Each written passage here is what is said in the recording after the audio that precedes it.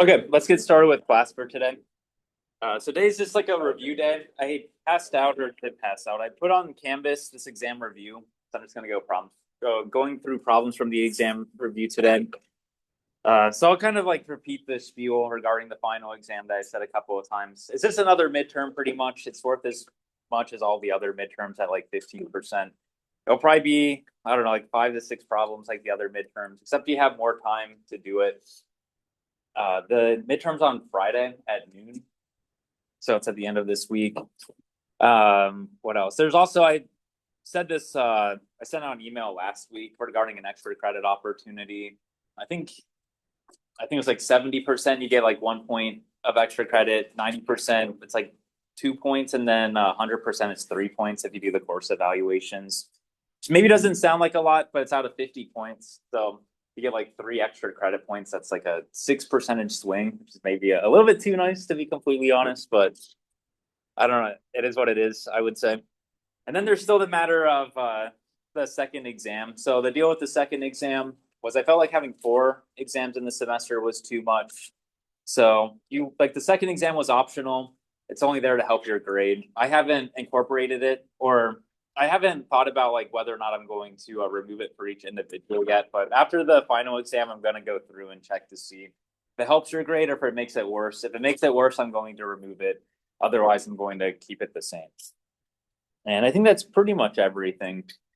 It's pretty much what I've said already. So after class today, I'll upload the solutions to the final exam review as well as this lecture as well. And then I also have a quiz from, I guess, like 2 weeks ago that I'll pass back. Yeah, question. Historically, what is the swing been on this?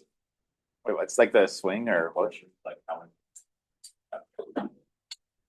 Oh, like the course evaluations? Yeah. I think it's at like well, usually at the end of the semester, I don't have like usually it's between 90 and 100%. I think this class now is at like 50%. But I'm gonna send out like reminder emails and stuff like that. So usually people get the extra credit points because you just have to do the course evaluation, which is pretty easy. like force feedback survey? Yeah. I don't know. Actually, I don't know.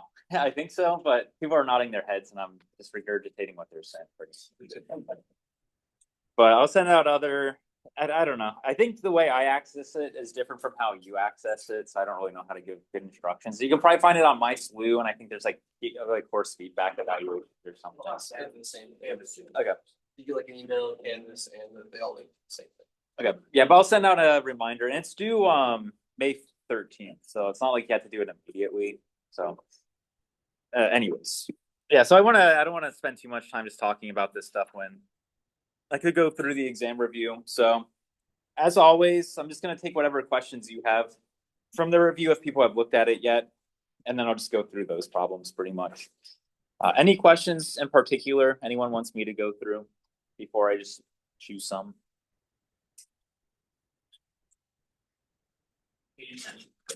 10? Oh yeah, 10. So these are problems that you should, like, once you know how to do them, these are problems that you should like, in the sense that this is like a way for me to sneak in a problem where you just have to do row reduction. Like once you know how to kind of think about it correctly. So for problem 10, we have the following linear transformation going from R2 to R2.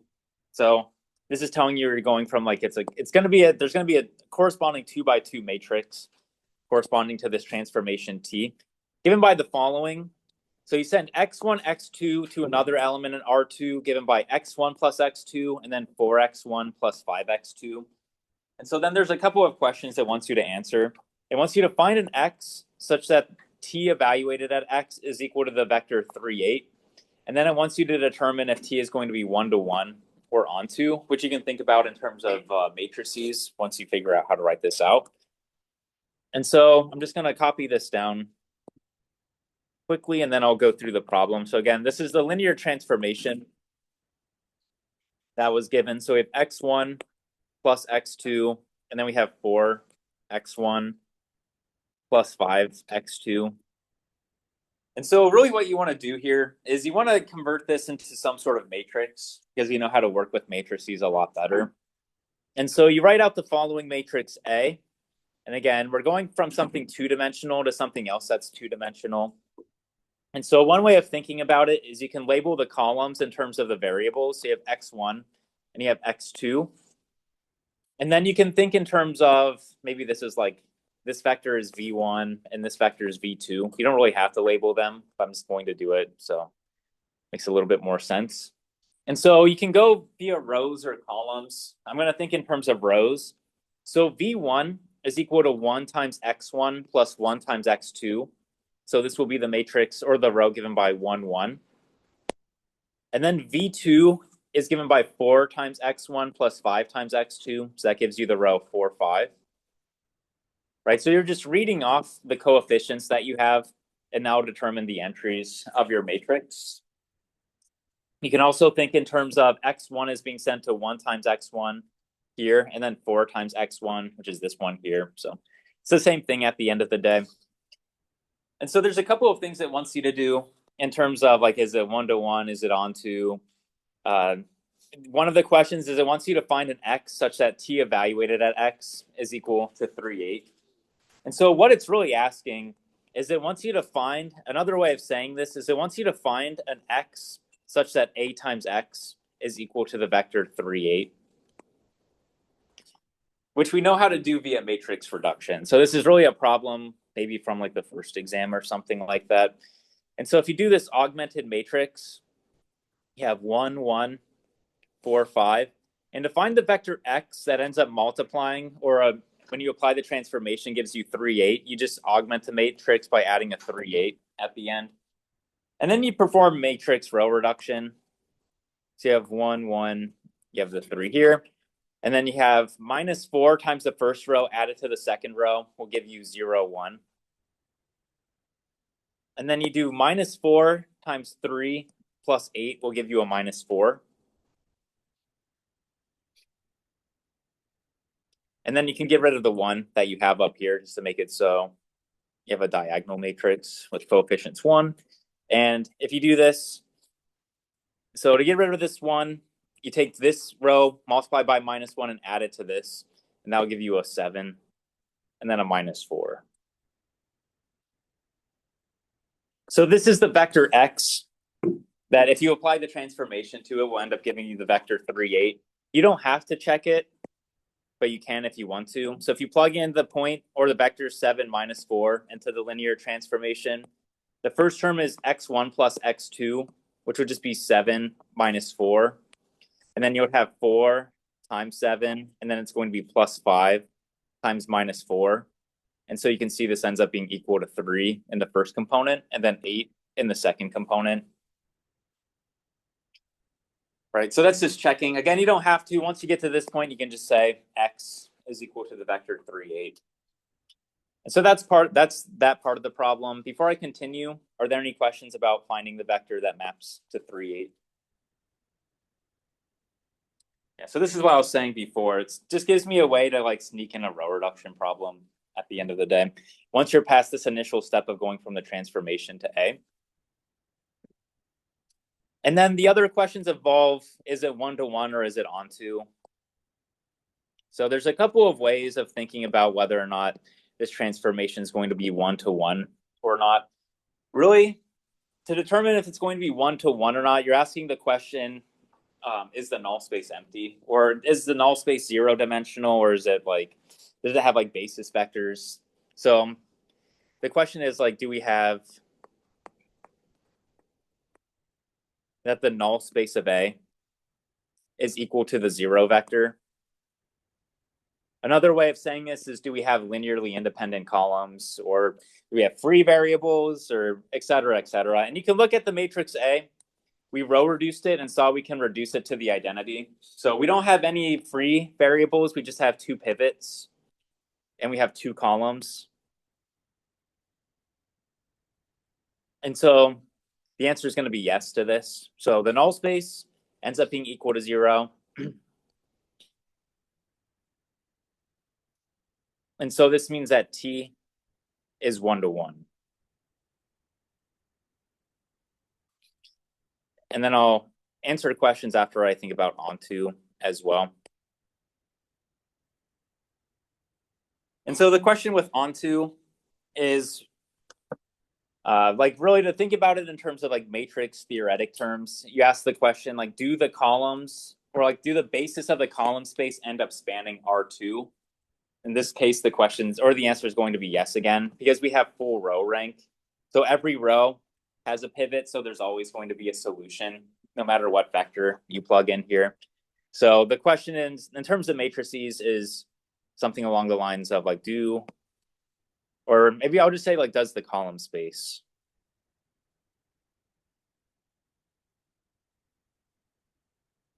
Does the column space span R2? Another way of saying this is, does A have full row rank? Which is a term we used a long time ago. And the answer to this is yes again, right? You can look at this, both rows have a pivot, so the answer to this is yes.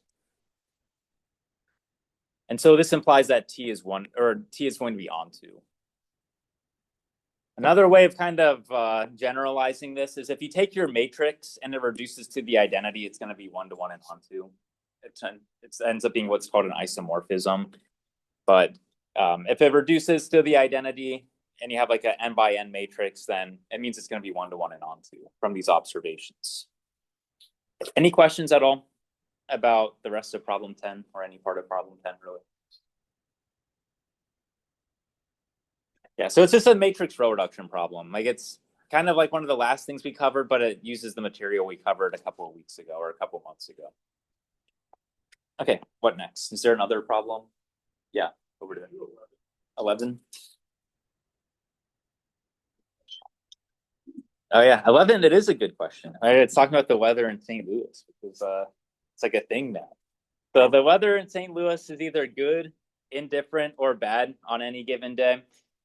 And so it says if the weather is good today, there's a 60% chance the weather will be good tomorrow, a 30% chance the weather will be indifferent, and then a 10% chance the weather will be bad. And then it goes through the other kind of possibilities. So it says if the weather is indifferent today, it will be good tomorrow with probability 40, like a 40%, and indifferent with probability 30%, which then implies that it's going to be bad at 30% because it's like 40, 30 gives you 70. To make it so it adds the one, the last percentage should be 30%. Then it says that if the weather is bad today, it'll be good tomorrow with a probability of 40% and indifferent with a probability of 50%, which then implies it'll be bad with the probability of 10%. It's like the remaining probability that we have. So this is a Markov. Like if I'm talking about probabilities in this class, it means I'm asking you a problem involving Markov matrices. And I didn't really have time to issue a homework on this because it was at the very end of the semester. So this is more of like a problem I could have asked on a homework. And so the first part of the problem is it wants you to find the Markov matrix for this situation. And then the next problem, it says, suppose there's a 50% chance of good weather today and a 50% chance of indifferent weather. What are the chances for good weather tomorrow? And so this problem, once you know how to set it up, there isn't that much work that needs to be done here. So this is 11A, where you're setting up the Markov matrix. And so I'm going to set it up in the following way. So I'm going to have columns of our matrix corresponding to whether or not the weather is going to be good, indifferent, or bad. So this is going to be good. This is going to correspond to indifferent. And this is going to correspond to bad. And so these columns need to add up to 1. So those are like the probabilities that they give you in the problem statement. And then we're thinking about like, what is the probability for the next day? So we're going to say like, this is good. This is indifferent. And then this is going to be bad. And so you can read off what the columns are going to be based on the statement we have here. So if the weather is good today, i.e. this is like the first column. So the weather is good today corresponds to this first column that we have here. Then it reads off some probabilities. So there'll be a 60% chance the weather is good tomorrow, a 30% chance it will be indifferent, and then a 10% chance that it will be bad. So you use these probabilities to fill in the first column. So I'm going to have like a 0.6 here, a 0.3 here, and then a 0.1 here. And then you just follow this for the other two columns that you need to fill in. So it asks about indifferent. So to look at the weather based on if the weather's indifferent today. So if the weather's indifferent today, it'll be good tomorrow with a probability of 40%, and then indifferent at a probability of 30%. So that gives you a 0.4 and a 0.3. It doesn't tell you what the bad is, but we know that the columns have to add to 1. So you can fill in the last entry by just doing 1 minus these values, which will give you 0.3. And then bad is pretty much the same story. So if it's bad today, there's a 40% chance it's going to be good tomorrow, a 50% chance it'll be indifferent, and then a 1% chance that it's going to end up being bad. So this is what it's asking you to do for problem 11A. Just setting up this matrix. You don't have to do any sort of computations. This is kind of like the thinking and constructing these Markov matrices. Any questions about 11A? And then the last part, what it wants you to do is it says, suppose there's a 50% chance of good weather today and a 50% chance of indifferent weather. It then asks, what are the chances for good weather tomorrow? And so what you do here is you just take your matrix from 11A, which I'm just going to copy and paste. So you take your matrix from 11A, and then you multiply it by this vector, where the vector that you're writing out is described via the probabilities they give here. So there's a 50% chance of good weather today, 50% chance of indifferent weather. So that's going to give you a 0.5 and then 0.5. And then we didn't have any chance of bad weather, so it's just going to be 0. And so to get the probability of the various weathers that you'll have the next day, you just multiply these two matrices together. And so this is going to be equal to, so if you do the matrix multiplication here, you get 0.5, 0.3, and then 0.2. And so it's asking about the probability of having bad weather the next day. That's going to be this term that we have here, just based on how I was labeling the rows that we had. So the first row was good, second row was indifferent, the third row was bad. So that means there's a 20% chance of bad weather.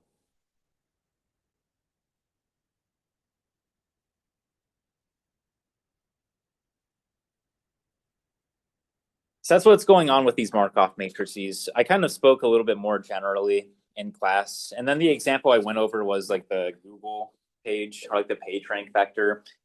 So this is like a more explicit example, I would say. So this is all it's asking you to do for 11A and 11B. I'm not going to ask you to do that much more with Markov matrices. I guess the only thing I really ask about is problem 12, where I ask you to find the steady state vector, which is just finding the eigenvector corresponding to lambda is equal to 1. But aside from that, I can't really do that much with Markov matrices. Any questions about 11? Okay, yeah, so that's problem 11. So we've done 10 and 11. What next? Is there something else?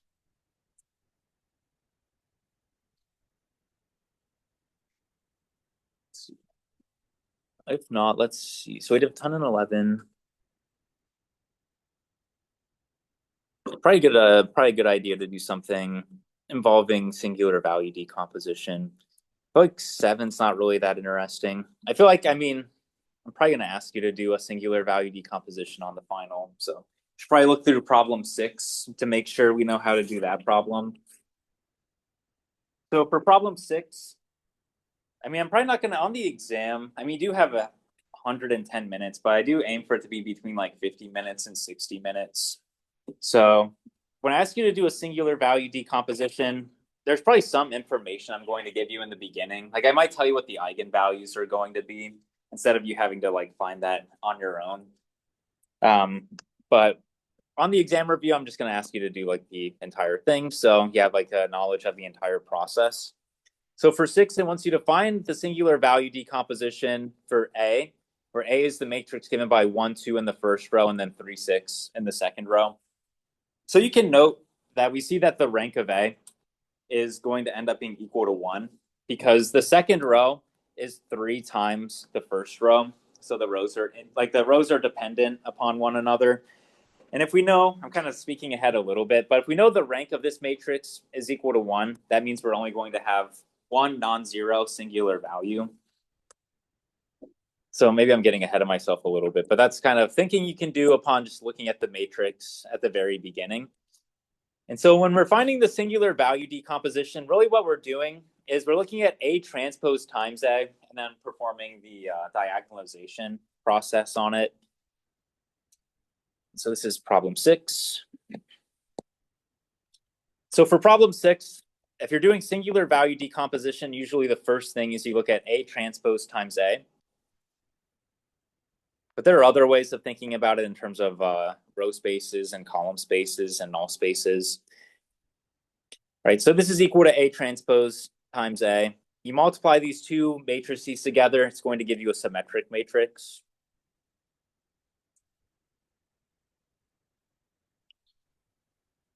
And so there's kind of a trick. So you could go through and compute determinants and determine what the eigenvalues are going to be. There's kind of a faster way of doing it using what you know about determinants and traces and how they relate to eigenvalues. So as I said before, we know that A transpose times A is not invertible. You can see the rows are linear combinations of one another. Namely, the second row is twice as much as the first row. So you can row reduce and you'll get a row of zeros. So if A transpose times A is not invertible. And so from this, we know that one of the eigenvalues is going to be equal to 0, right? If you have a matrix that's not invertible, you always get 0 as an eigenvalue. We discussed this a little bit before. And then to find the other eigenvalue, you can look at the trace of this matrix. We know that if you take the sum of the diagonal terms of your matrix, it ends up being equal to the sum of the eigenvalues that you have. Kind of like if you do the determinant, it's the product of the eigenvalues. And so we can also note that the trace, i.e. the sum of the diagonal terms of A transpose times A, is equal to 50. And we know this is equal to lambda 1. So it's equal to the sum of your two eigenvalues. That's always just true. We said this before. I don't remember what section, but we did cover it a little bit. And so we know lambda 1 is equal to 0 and the trace is equal to 50. So for this sum to be equal to 50, we had to have that the other eigenvalue is going to be equal to 50. So this implies that lambda 2 is equal to 50. So we have two eigenvalues. We have eigenvalue given by 0 and an eigenvalue just given by 50.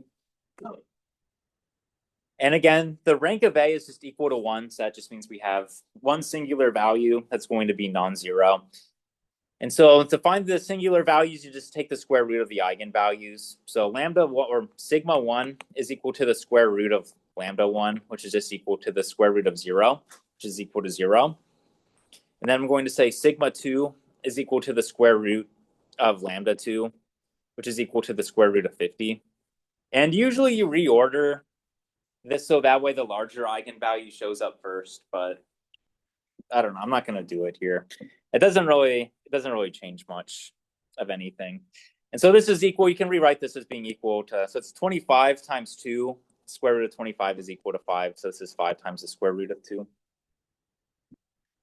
And so the vector v and the singular value decomposition is this going to be formed by the eigenvectors of A transpose times A.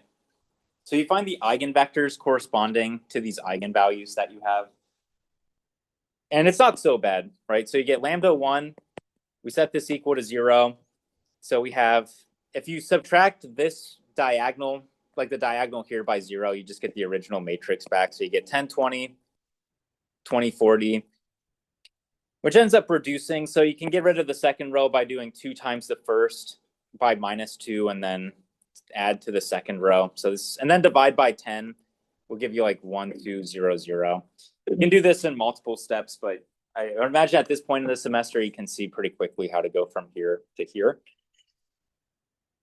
And so you want to describe the null space of this matrix. So we have something along the lines of like X plus 2y is equal to 0, which implies that x is equal to minus 2y, where we have that x is our pivot variable, and then y, it doesn't have a pivot, so that's going to be our free variable. And so you can find a basis for the null space by writing out like x, y, and then writing everything in terms of y. So this is the same thing as minus 2, 1 times y. Right, so this is the eigenvector. You don't have to care about the y part, but the eigenvector, one of them is going to be minus 2, 1. And then you want to make it so it's going to be unit length. So with singular value decomposition, you always make it so the eigenvectors are going to be orthonormal. So you take this vector and then you divide by the magnitude, which is going to be the square root of 2 squared plus 1, which is going to be the square root of 5. So it's going to be, what do I want to say? So I'm going to say Q1 is going to be equal to 1 over the square root of 5, and then you do minus 2, 1. So this is an eigenvector corresponding to lambda is equal to 0, and then it's unit length because you divide by the square root of 5. And then you do the exact same thing with lambda 2 is equal to 50. So if you let lambda 2 be equal to 50 and you subtract the diagonal, you'll get a matrix of the form like minus 40, 20, 20, and then minus 10. So this ends up reducing to minus 2, 1, 0, 0. And what you end up getting as a basis for the null space is you end up getting the vector 1, 2. And so if you want to make it so it's going to have unit length, you can divide by the magnitude, and that'll give you a Q2 is equal to 1 over the square root of 5, and then you do 1, 2 here. And you should notice that, again, this is a symmetric matrix, and so these vectors are going to be orthogonal to one another. And so this gives you an orthonormal basis, which forms your matrix V. And so maybe it seems like it's a long problem, but we're almost done. And that our matrix V is just going to be constructed by looking at these eigenvectors and then just making a matrix out of them. So V is going to be the matrix given by 1 over the square root of 5. And then we're going to have minus 2, 1, 1, 2. Right? The 1 over the square root of 5 are these constants. The minus 2, 1 or this eigenvector. 1, 2 is this eigenvector. And really, I should be switching the order to correspond to a decreasing order of the eigenvalues, but I'm fine leaving it as is. And then we also know what sigma is going to be. So we haven't really talked about sigma, but sigma is just the matrix where the entries on it's a diagonal matrix where the terms are just going to be whatever your singular values are going to end up being. And so the singular values ended up being the square root of 0, which is 0, and then the square root of 50 here, which I'm just going to write as the square root of 50.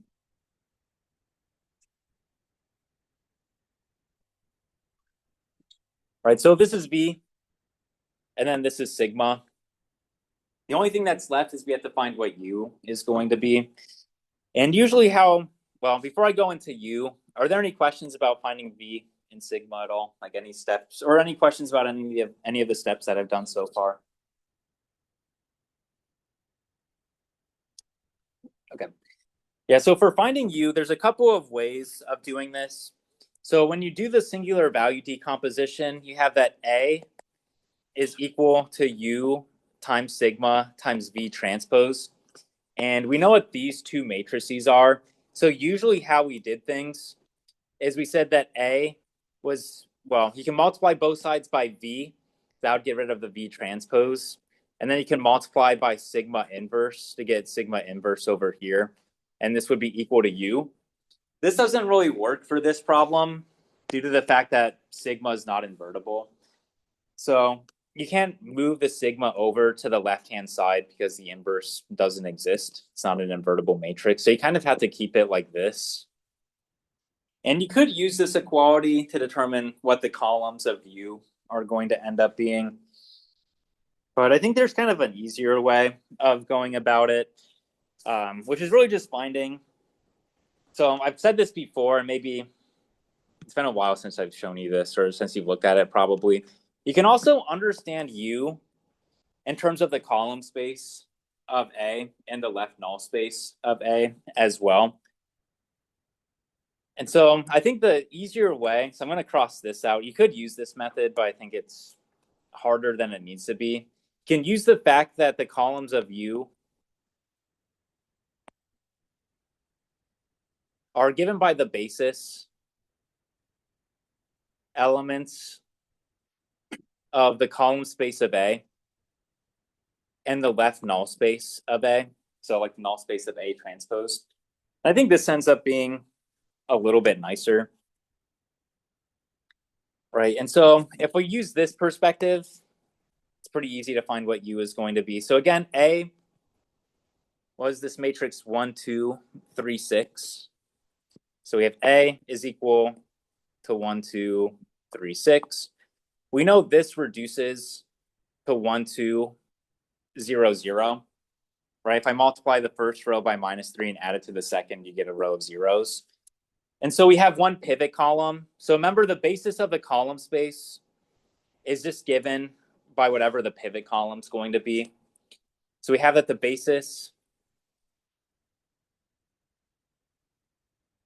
for the column space is given by the vector 1, 3. Right? That's the pivot column we have. And again, you want to make it so you get something that's going to be unit length. So you take this vector and divide by the magnitude. And so we're going to define, I guess I'll call it like W1 or something like that. Or maybe I should call it U1. So U1 is going to be 1 over the square root of 10. And then it's going to be the vector 1, 3. That's the first column of U.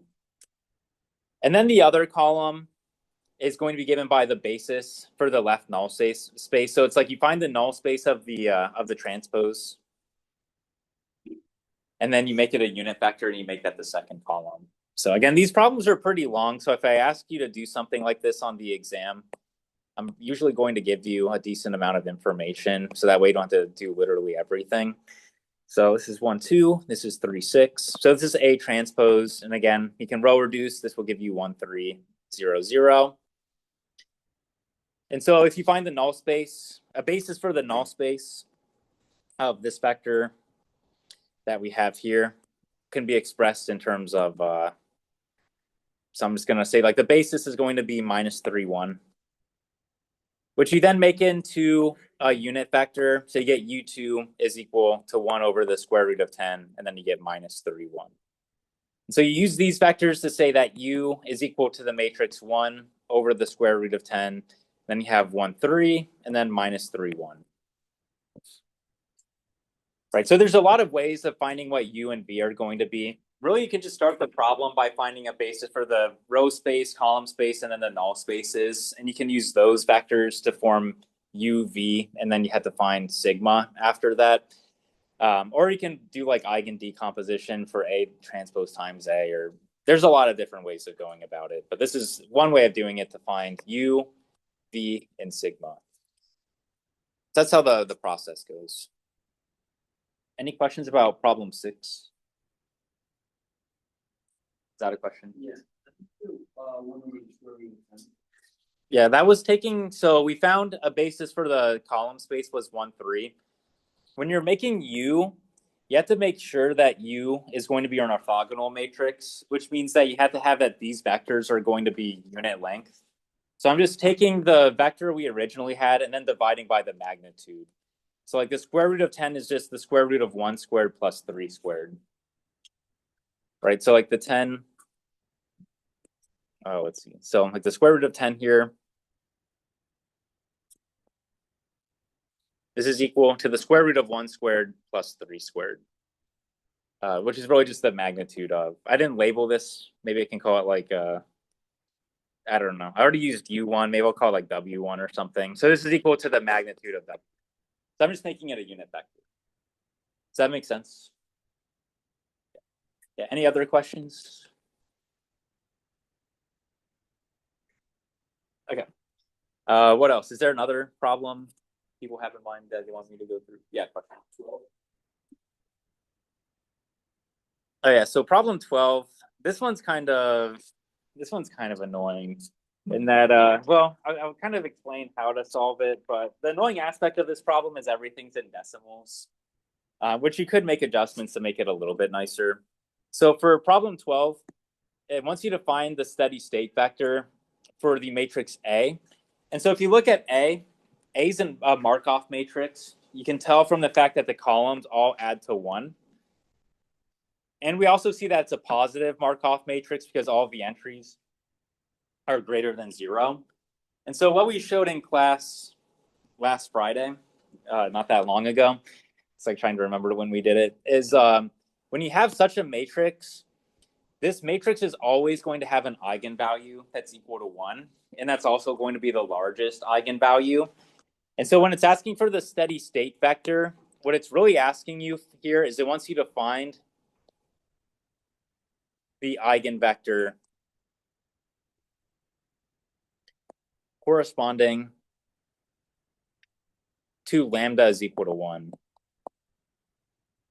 So that's in code, like really what it's asking you to do. It wants you to find the eigenvector corresponding to lambda is equal to 1. And so what you do here, let me make a new page.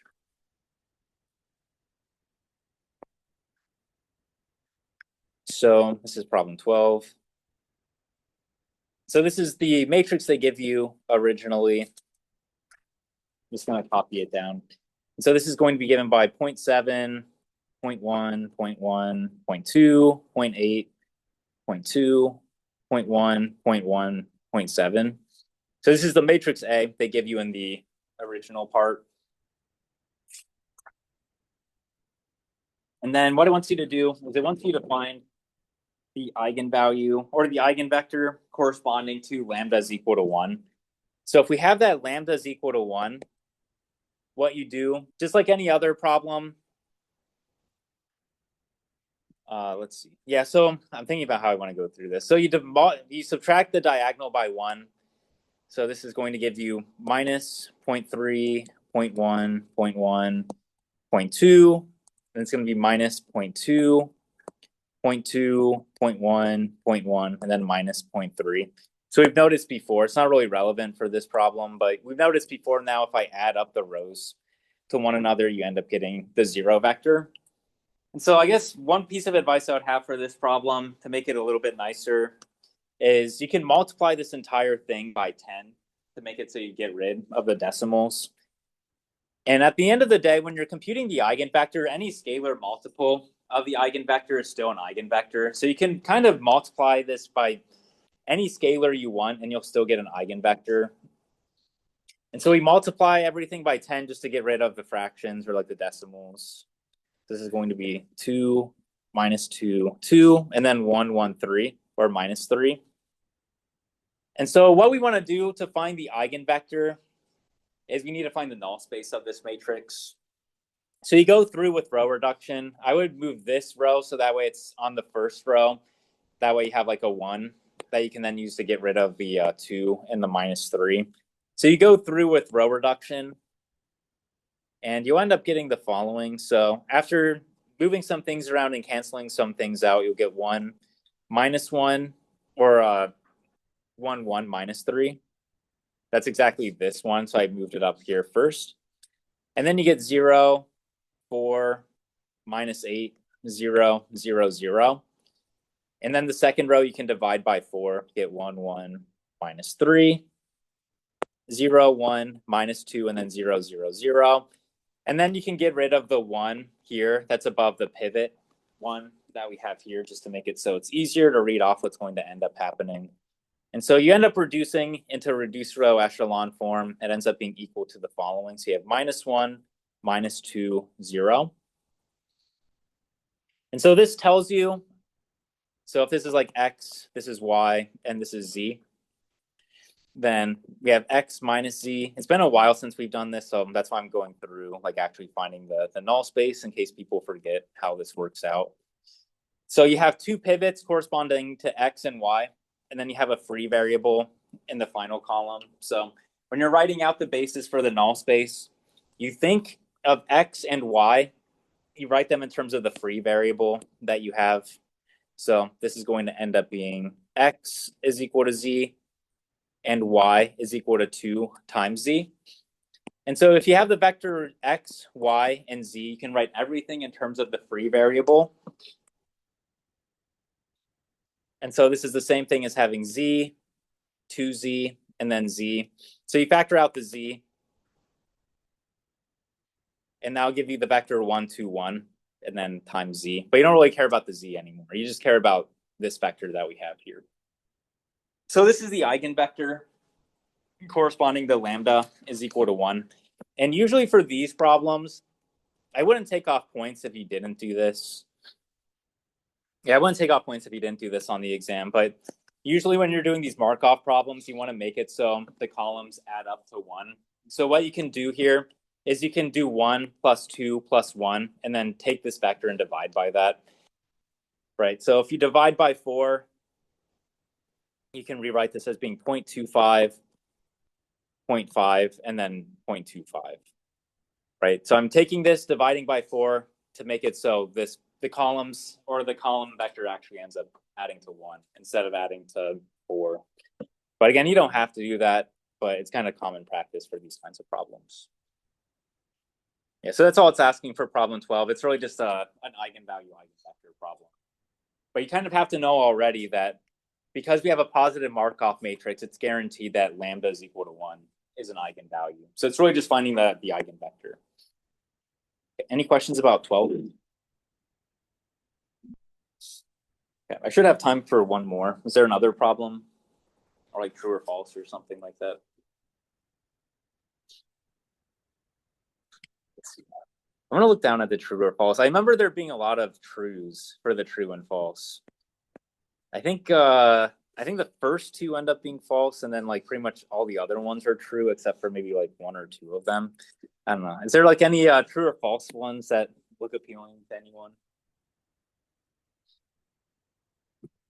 Let's see.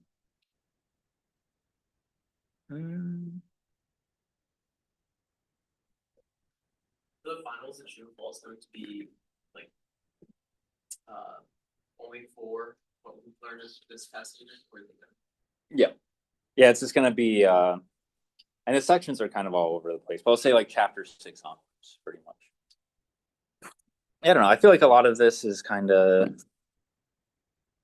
I feel like knowing the spectral theorem is kind of the main conclusion for a lot of these. Where the spectral theorem tells you if you have a symmetric matrix, then it's like guaranteed to be diagonalizable.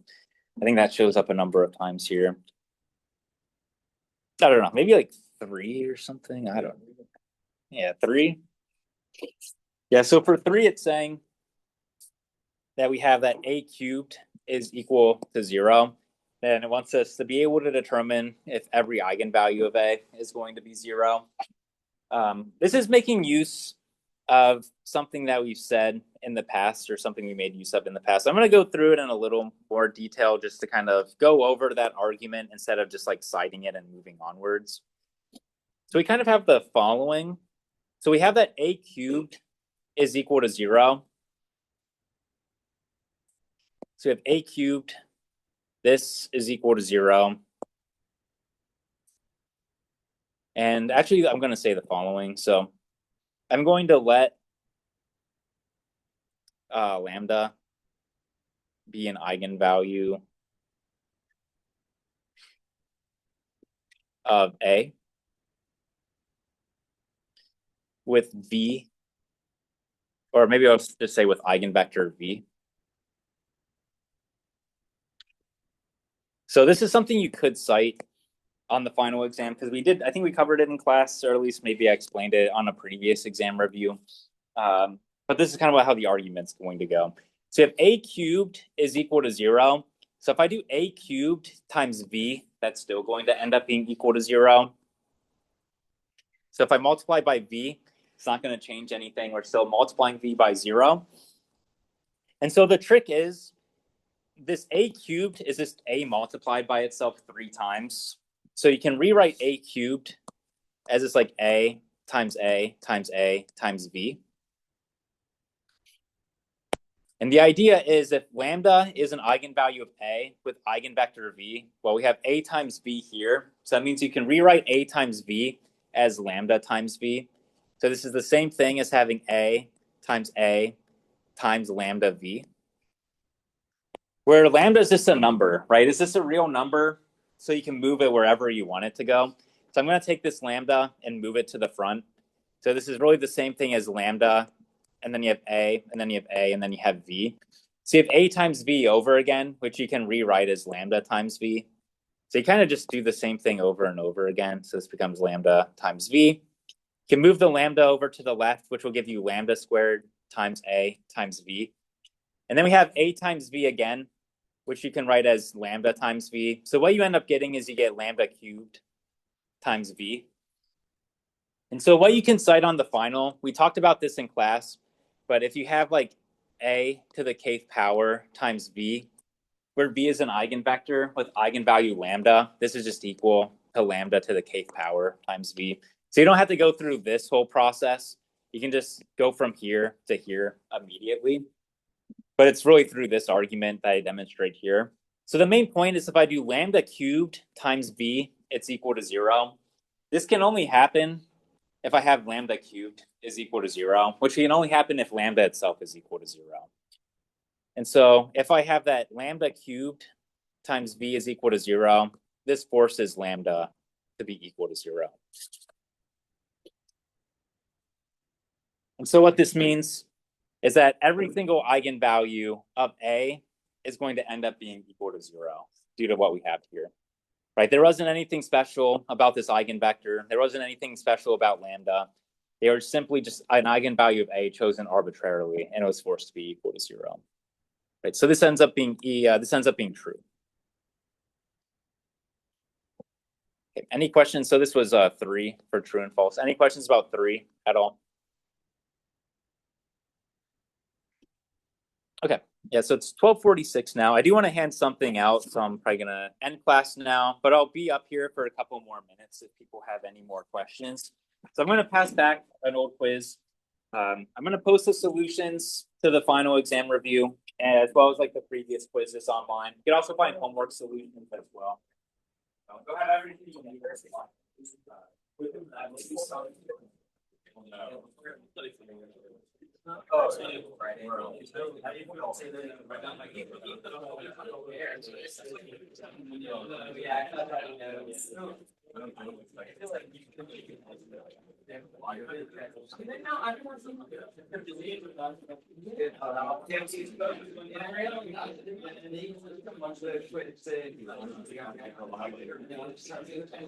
Yeah.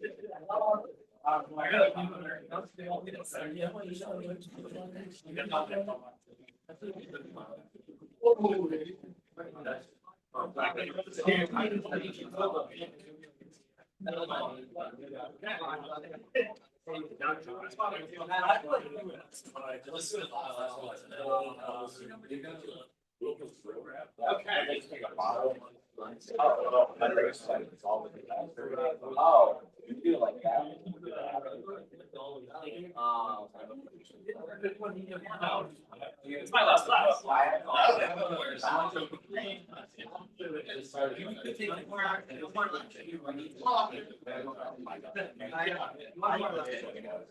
One more rebound is. I wish it wasn't. So. Really, it seems like it's Show up at noon and, I only have my top there. But no reason I did a bullet. Ritter, Yeah.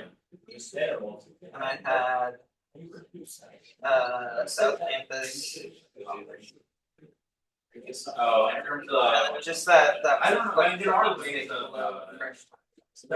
interpreting. So just the allied health. I mean, there's like people that look at classes. this and like, it's like, it's a big problem. I guess I'll count leaders the class. That would say here.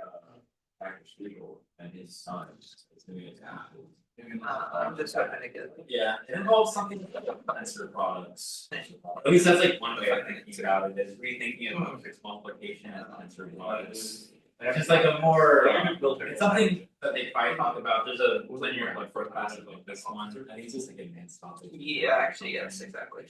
Where they probably talk about. My first year is. But it relies more on theory, Space I would Force, say, and like looking at. general Space Force training, for officers. So like something. And then after that, Yeah, it's a complicated question. Yeah. then it'll It's be like, full time. It's like, it's something people are interested in, But because they're used so we'll see. much. August Yeah, 14th is when I EAD. That's when I go on casual status, which means I will have to report into the base, but I'll be doing basically run work. I just see a couple of the answers. As in, wait, let me, I'm gonna finish recording, 1 second. So